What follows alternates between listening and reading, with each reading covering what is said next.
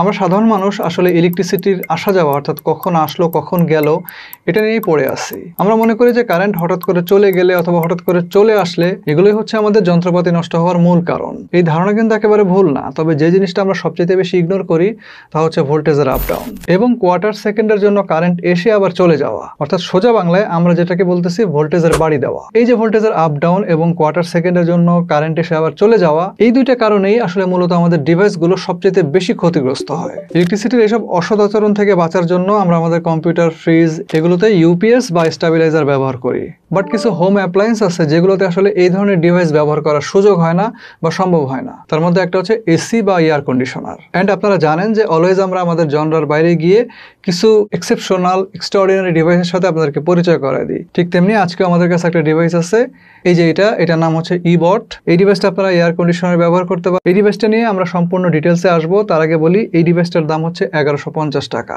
পাবেন ইকমার্ট বিডিতে। ডিভাইসটা পারচেস করার জন্য তাদের ওয়েবসাইট ভিজিট করতে পারেন।